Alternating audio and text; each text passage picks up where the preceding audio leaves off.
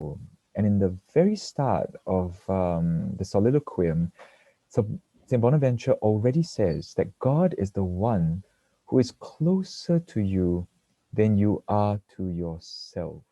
I wonder if you agree that God is the one who is closer to you than you are to yourself. Could that also mean that God knows us better than we know ourselves? Or if He dwells within us, as Jesus says that He does, then that means that He is within us, and so He actually knows us and is with us more than we know. So we're talking about finding the tree in the forest. Dan Horan talks about another author called Richard Horan, of no relations to him. And Richard Horan actually was talking about certain poets that were sitting, or story writers that were sitting under particular trees. It's not any other tree, but it's this tree that this thing was written. And he says that there were actual, individual, unique, and particular trees in real places that affect the lives of actual, individual, unique, and particular human beings. So my thought led to the tree, the Bodhi tree, under which Buddha sat, that particular tree. Or when St. Helena went to Jerusalem to look for the true cross, there were several crosses around, and not anyone will do. She wanted the one that Jesus was crucified on. Why couldn't it be any other? Because a cross is a cross, but it's just a symbol of salvation. Any cross should do, right? But no, she had to look for that particular one. And I think for us, inherently, we need to know which one is the one. Yeah. And I've circled in this picture on the right. This is in my favorite place in Assisi. It's the Hermitage of the Carceri, where St. Francis and the early companions had their caves. And that tree that you see is actually the tree that was said to be where Francis spoke to the birds, which is why you can see there's a lot of like propping up. I don't know if you can see the wood that's actually propping up the tree. It's actually quite decayed and not very well. That's why they're trying to prop up, don't let it die, because it's been surviving for 800 years. And that's the tree that's supposed to have been the one that the birds were when Jesus preached to the birds. Yeah. And so how do we actually recognize and to be able to see the individuality and uniqueness of every single creature? And this really is a truth about reality. And it's inherently Franciscan in the sense that St. Francis could really see and see beyond. There was not just lepers and this colony of lepers, but when he hugged that leper, that particular one, that one leper, caused his soul that was bitter when seeing lepers to turn to sweetness. And so that particular one, it's really a way of viewing creation and creation's unique relationship with God in a unique way that recognize the radical contingency and beauty of the created order. So what is radical contingency? So radical means that it is at the root, from the word radix in Latin. So at the root of our being, we are contingent. But because we're contingent, we're also beautiful because we are individually intended to exist. So have you thought about yourself that you have been intended to exist? Not just so happened that your parents did it and therefore you came about, but you have been intended to be. Yeah. And so contingency. What is contingency? Sometimes you think, contingency, plan B, plan C. But what contingency means in philosophy, so we're actually going a bit of philosophy now, is that everything that exists, that Dan Horan explains, could otherwise not have existed. That means it's not a necessary being. A necessary being has to exist, yeah? But a contingent being doesn't have to exist. Or it could have existed in some other way. That's not necessarily in this way, it could be in another way. So nothing in creation is necessary, yet everything in creation is here. So that means it is willed into existence. It is desired into existence. It is intended into existence. You and I. And because of that, Francis saw the beauty of God's love reflected in creation because God intended every single one. And so on the right, we have Aquinas explaining what's a necessary being. It will sound a little bit philosophical, but c'est la vie. So every contingent being at some time fails to exist. Yeah. So if everything were contingent, then at some time there would have been nothing, right? Because contingent beings don't have to be existing all the time. So at a certain point, it was not. So there would be nothing now, which is clearly false. So not everything is contingent. So there is a necessary being, and that necessary being is God. Did you get that? Okay. If you didn't, go to the seminary and try and learn in CTIS or something about philosophy. But what it's really saying is everything is contingent. So, but because if everything is contingent, then at a certain point there will be nothing, but obviously there is something. So therefore there is a necessary being which created all the other contingent beings. Yeah? If don't have, then you go and mull over it in your dream lah, huh? Just make sure it doesn't become a nightmare. So he does a subtle recommendation, Dan Horan. He says that the world needs more dunces. And today you think, oh, wow, you're such a dunce. That means that you're stupid, you're dense, like tuck, tuck, tuck, nothing can go into your brain, that you're clueless. But that's the modern meaning that was picked up by the enemies of somebody. But the original meaning of dunce was a compliment, that one's argument or the way of thinking resembled the complex and nuanced thought of Duns Scotus, John Duns Scotus. So Duns is actually a village. Scotus is because he's a Scot. Yeah, so his real name is John. He's known as the subtle doctor because he's so subtle, nobody really knows him. So that's why he was beatified only in 1993, because really nobody knew how to understand his writings. Because it's extraordinary, particular, and detailed arguments. And he is also the champion of the Immaculate Conception. Okay. Before that, Aquinas didn't accept it. Even Bonaventure didn't accept Immaculate Conception because they're very stuck in a particular thinking of Aristotle. But Duns Scotus just say, no. And he used his own arguments. And because of that, he had the primacy of Christ. And with that, accompanying this is the Immaculate Conception. And we proclaim Immaculate Conception as a dogma in 1854, right? And Duns Scotus's ideas were seen too radical by later generations that some considered it an insult to be associated with that name. And so they mistook subtlety for dim-wittedness. So since then, actually some enemies of Duns Scotus, one particular order, I won't mention which one, that tried to put down Duns Scotus and also attribute to him many things that he didn't say. Which is why we need the Scotistic Commission right now in Antonianum in Rome. That's the university that I studied. And this Scotistic Commission is to study exactly what did Scotus write or did not write, to clarify for sure what was actually Scotus's teaching, yeah, to give him the due credit. So what did Scotus teach? One of his original ideas is what it means to be a person, because all of us are persons, right? But do we exactly know what does it mean to be a person? What is my personhood? Not to be a person in general, like all of us got two eyes, one nose, one mouth. At a certain point, we'll lose our hair. It's not that, but what does it mean to be a particular person, to be me? What does it mean for me to be me?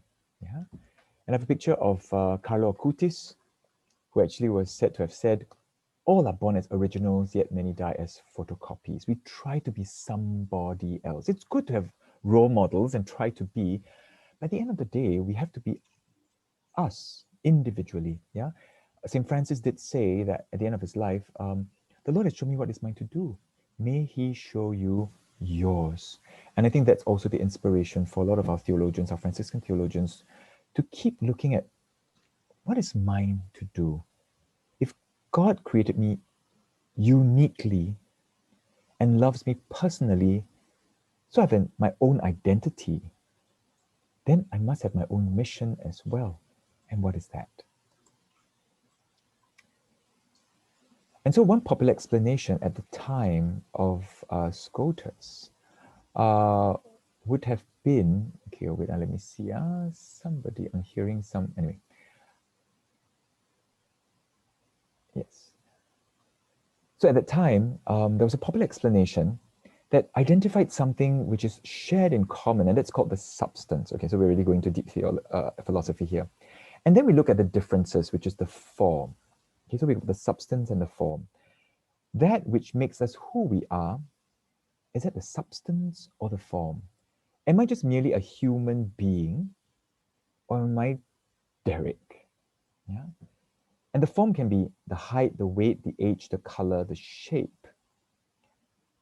But if I'm a human being, and that's my substance, and I share this substance, this nature with all of you, then what makes me me are all my accidents, which is the form. Accident is not kena langgar, okay? Accident just basically that means that my hair is black, my eye color is brown. At this point, my degree is 500, and then I got my like progressive and all that stuff. My height is 1.8. So these are accidents. So substance or the humanness was seen to be more important. That comes first. Then we look at who we are.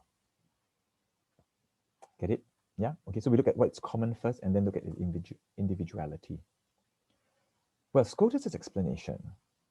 Well, the form, our accidents, these qualities keep changing. If we're just, all of us just human beings, and then I'm known for me as my form, which is my quality of my height, my weight, eye color, whatever. But my weight, my height, my everything else actually develops and evolves and grows. But yet we are the same person. But if those things change, am I still the same person or am I not the same person? Yeah. So Scotus was thinking instead of the whatness of something, that means the humanness, the catness, or the dogness, God was, for Scotus, and we should be too, concerned with the thisness of something rather than the what. Like, I love all dogs, but I'm sure not all of you love all kinds of dogs, right? Some of you like Poodle or Shetland or German Shepherd. So even then, that's also a common thing. But some of you like a particular Shetland, this one. You like a particular German Shepherd, that one. For me, in my heart, there's only one German Shepherd, and that's King, yeah, my dog, when I was with the Friars. And so, because we have got this connection with a particular individual thing, person, that this thing must mean something. So that's why Scotus say that you need to be concerned with this thing, not that thing, but this thing. And in his explanation, it is called the hechetas, the thisness of things. I think you can see two pencils here. They look exactly the same. And he says, for Scotus, the thisness, that this pencil is not that pencil and that pencil is not this pencil. Some of you might say, oh, this is the same pencil. What? They are both produced by Milan. They got 0.7 mm. So they're the same pencil, lor. But they're not made by the same cells that make up this, right? Because this is not that and that is not this. Can you see what I'm saying? Yeah. So we're going to the thisness of every single thing. So that when God loves all men, does he just love all men in general? Or does he love me? We'll keep saying that there's a personal love individually, uniquely for me, for you. And that's that vision that Francis, that Scotus had. And we are putting it into theology. Okay? And so Scotus continues to explain, God didn't first love the idea of a human or my substance, and then decide to make a Dan Haran. For Scotus, God's plan for my existence centered on me. God first loved Dan, a Steve, a John Paul, a Jonathan, a Robin. That in God's mind, we were already conceived in God's mind. And that applies to everything in creation. Everything. Which is why everything is brother and sister, with the same dignity. Yeah? All of creation in each aspect of its individuality bears this thisness. That everything has its thisness. That every blade of grass, every rock, every tree is unique and unreplicable. And Dan's scotus recognize that the uniqueness of all God's creation is in its particularity. It's unique because it is particular. It's this one. Yeah. So it's inviting us to reimagine. If we believe what we just heard, then we have to reimagine, reconsider oneself. How do I see me now? Then how do I see others? How do I see all creation from this perspective? And our view of God also begins to change. Our view of God also begins to change. The haetas is neither exterior or coincidental to a person like hair color or height, but the thing that makes me an individual is identical with my very existence and my humanity. That the way I exist, how I am in my humanity and in the way I express myself as I grow, as I evolve, that's my business. And that's the dignity that we have to pay to the particular. So Dan Horan says, I'm Dan, who is unique, irreplaceable, unrepeatable, and individually loved by God. And so are you. So are you. This view of what it means to be a particular person centers on God's overabundant generosity and love. That He loved every single being into being. We didn't happen by chance or after the fact or as a plan B. No. We each came into existence because God loved us as we are from the beginning. From the beginning. And I think I've said a lot. Now we go into another song. I invite you to just listen to this song and to know that God has called us and loved us from the start.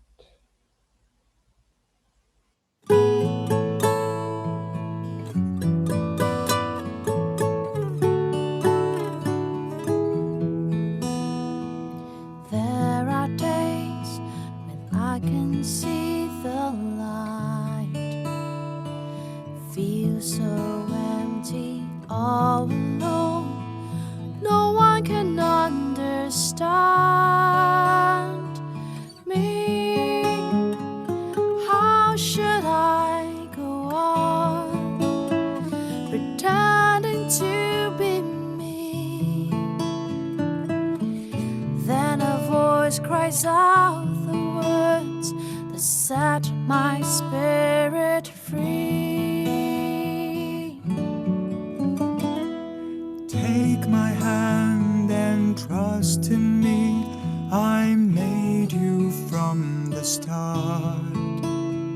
Before you came into the world, I have known what's in your heart. You'll always be a part of me. I gave my son for you, so that you can live and share this love I have for you.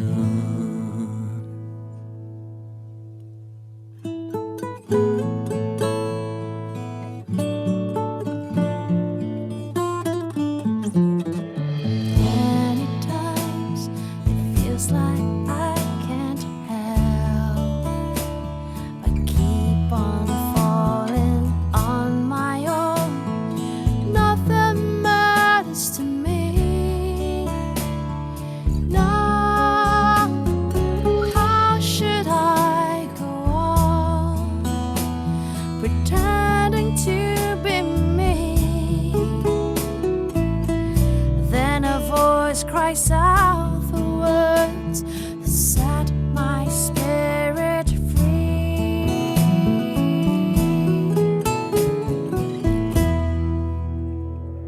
Take my hand and trust in me. I made you from the start. Before you came into the world, I have known what's in your heart. You'll always be a part of me. I gave my son for you, so that you can live and share this love I have for you. Take my hand and trust in me. I made you from the start. Before you came into the world, I have known what's in your heart. You'll always be a part of me. I gave my son for you, so that you can live and share this love I have for you,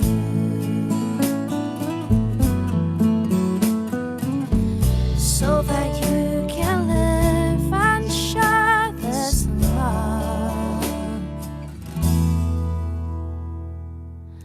I have for you.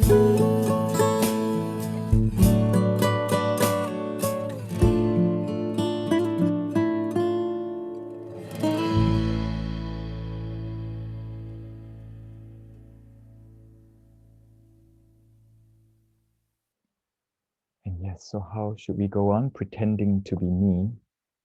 And we found that we don't know who we are, and we are always pretending to be someone else or a facade.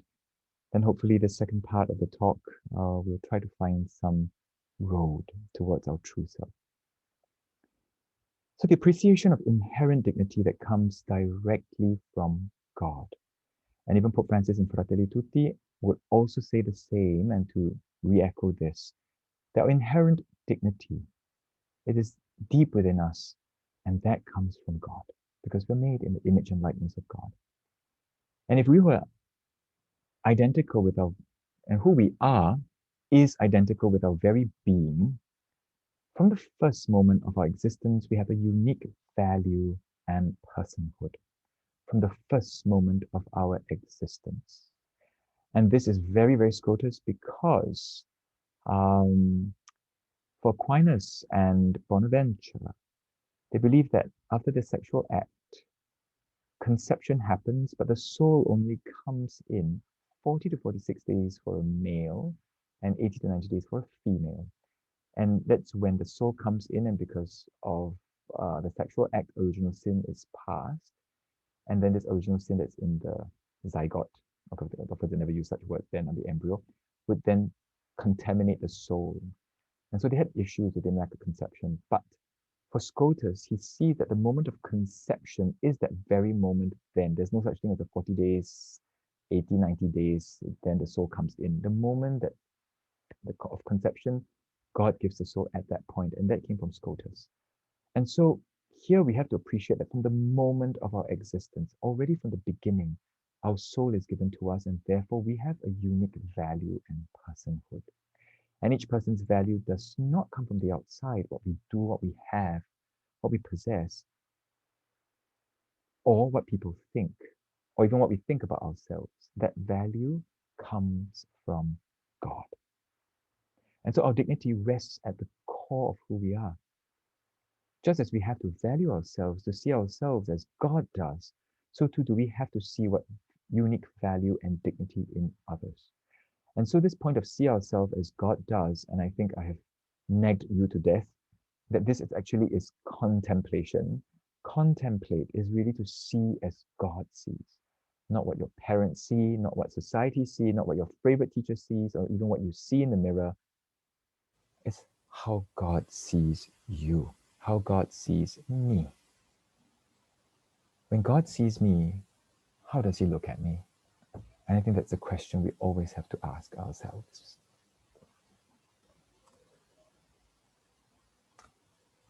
And those whom we find difficult to love are especially challenging to us when we search for all sorts of excuses to hate or dismiss them.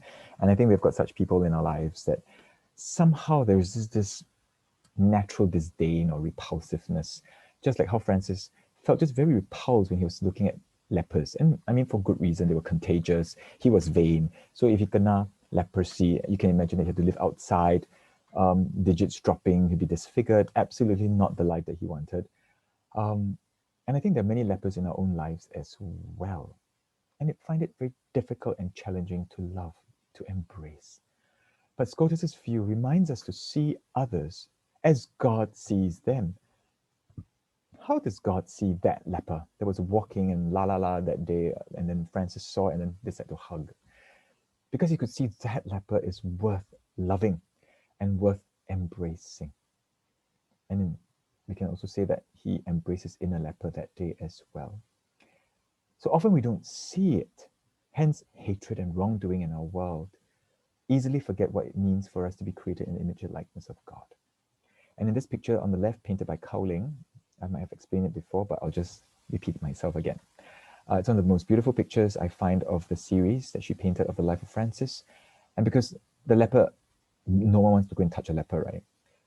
But here, Francis is seen hugging the leper, and the leper is holding a branch, not a dead branch, but a life branch, a branch of leaves, because there is life now.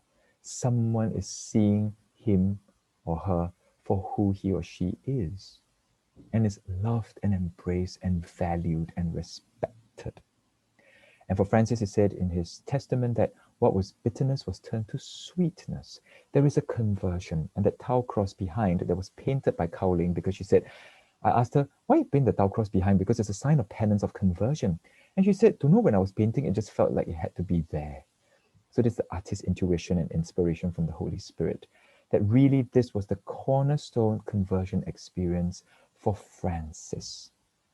There was a change of heart, that finally he was not repulsed by the leper, but something came over him, within him, that urged him to go and just get off his horse, hug the leper, kiss the leper. And this act gave life to both of them. And that's what our Lord does with us if we are open to the working of his Holy Spirit. And Dan Horan says, you have to know yourself first. I'll let you read the comic first, because I think it's quite funny.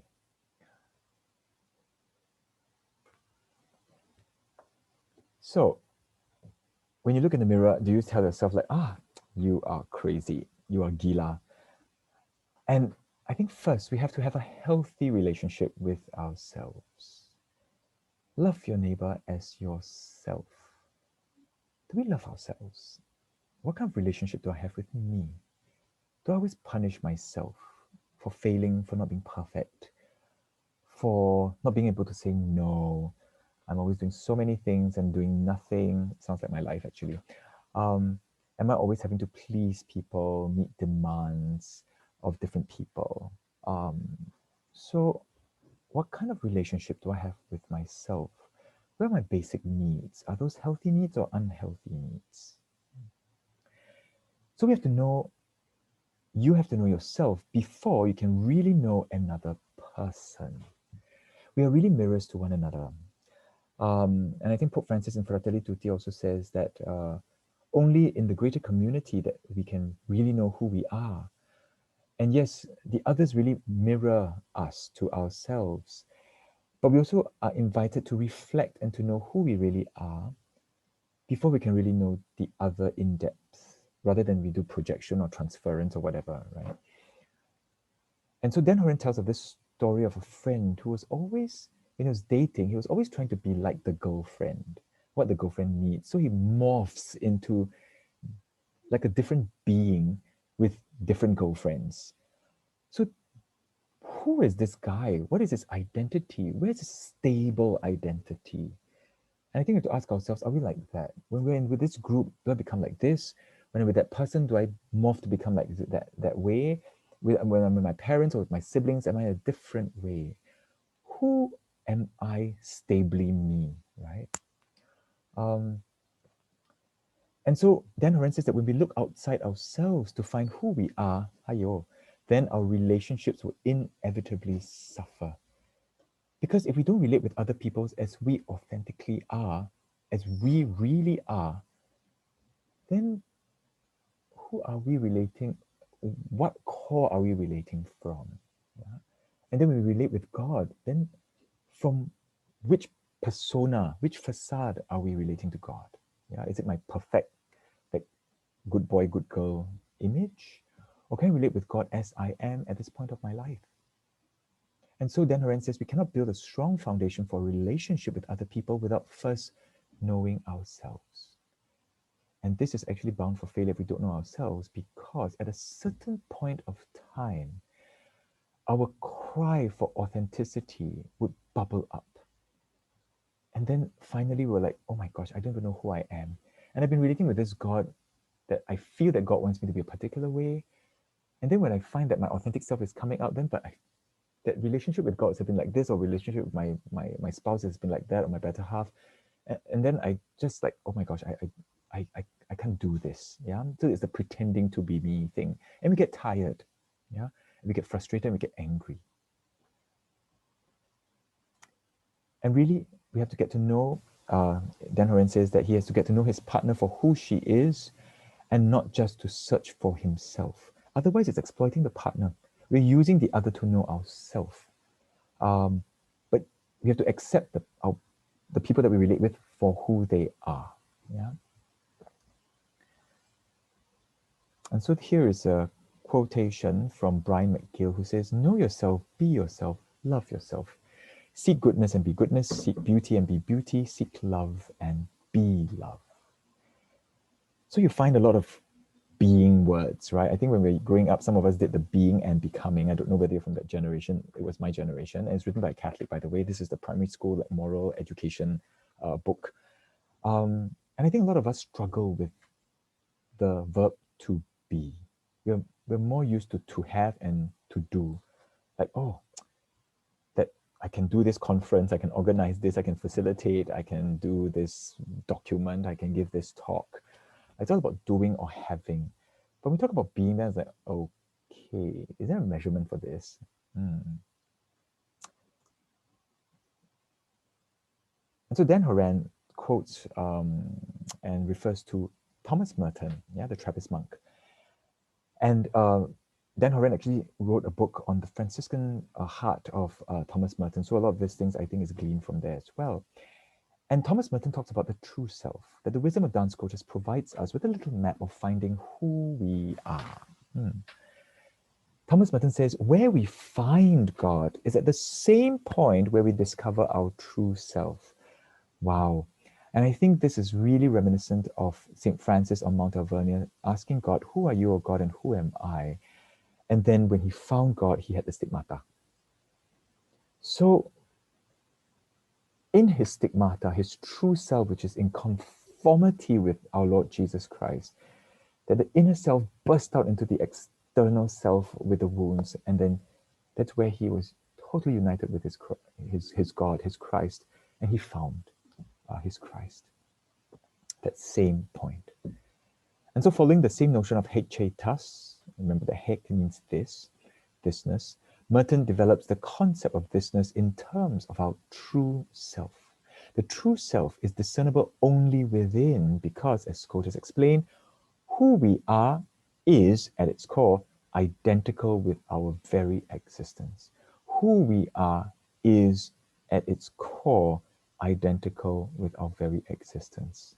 To be, to exist. When we look outside of ourselves and try to be something or someone whom God did not create us to be, we build our false self. And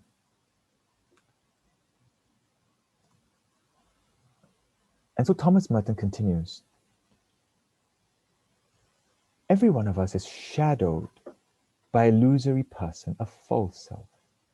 This is a man I want myself to be, but who cannot exist because God does not know anything about him. My false and private self is the one who wants to exist outside the reach of God's will and God's love, outside of reality and outside of life. And such a self cannot help but be an illusion. God's will is for me to be my true self. So if I want to have a false and private self, then God won't know such a person because he didn't create that self. I hope I'm making sense. I hope I'm making sense of Dan Horan's, making sense of Thomas Merton, making sense of Duns Scotus. I know this is not easy, but it's really an introspection, and it's really asking about life and the mystery of life and the mystery of self. And I think if we're able to start walking this journey, I think we'll be set free. We'll be set really, really, really free.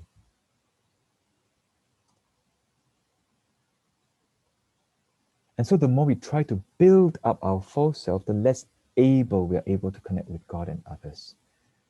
Because we're relating to God from our facade, from our masks, not from our core. Is it because we're too frightened of our core? Because there's so much trauma or hurt or difficulties or sins that we don't allow our true self to surface? Then what is Lent for? What is this dying to self for, we ask? This false self simply cannot exist. It's an illusion that only serves to distract us from the reality of who we really are, who God really is, and what it means to really be in a relationship. So if I pretend to have a persona and then I relate with the other person thinking that I know who this person is, then what kind of relationship is happening? Yeah, the relationship is really based really on falsehood. It's a lie.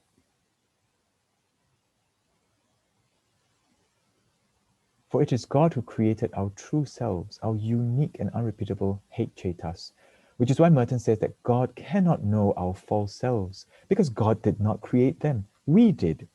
If we have any hope and desire to know God, to be in relationship with God, we have to first know our true self.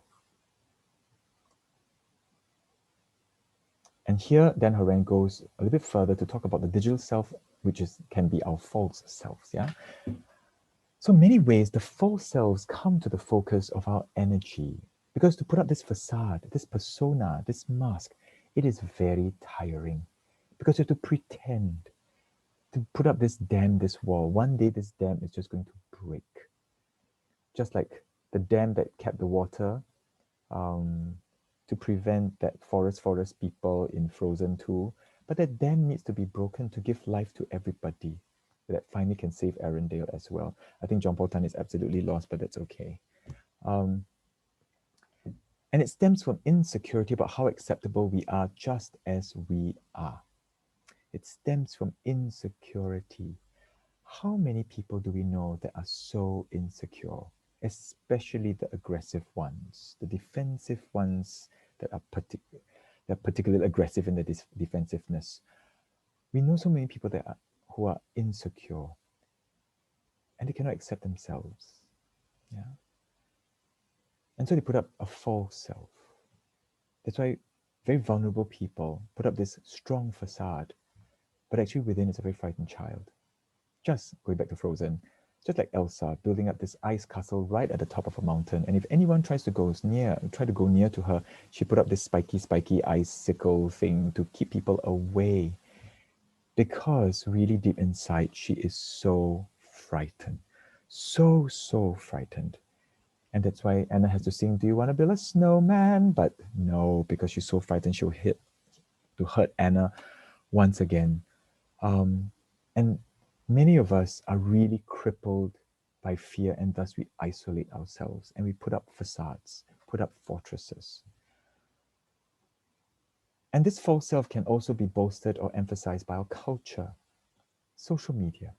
We're bombarded with images and messages that constantly tell us that we need to change and become like X, Y, or Z, like this person, this star, to be younger, thinner, smarter, or become Korean. An infinite number of products and services are available. That we're spoiled for choice, that sometimes we're even paralyzed by choice. That's my problem, honestly. But they never bring happiness. We think that we have more choice because more choice means more freedom, but really we're not happy because we're paralyzed. And when we ever get a product, then we're like, "Ayo, I think the other one is better, that's a better deal." Then we're never happy with what we have. It's an illusion. I know it, but I still fall into the trap. And they will almost certainly distract us from discovering who we really are, our true self, because we're so distracted with looking for happiness outside of us. We don't know how to look within, and that's God who is within us. So how much of our energy goes towards shaping and reshaping my digital identity? Unlike real life, virtual life, you can create and project whatever image you want of yourself. So of course he talks about Facebook because Facebook was in the rage at his time. So he created a Facebook page that he created an identity. So is this really your real false self or your true self? Yeah. And we're simply putting our efforts in the wrong place. The natural desire is to share myself with others to share myself with others what is good. But answers to ultimate questions of meaning in life are not in Facebook or Twitter. Or the natural desire to share myself with others is good, that this desire is good, but answers to ultimate questions cannot be found in Facebook or Twitter or TikToks. And so if we lose sight of their utility and treat them as ends in themselves, then we become preoccupied without digital self. We have to keep up with our digital self, which is a modern version of the false self. And God does not know the digital self.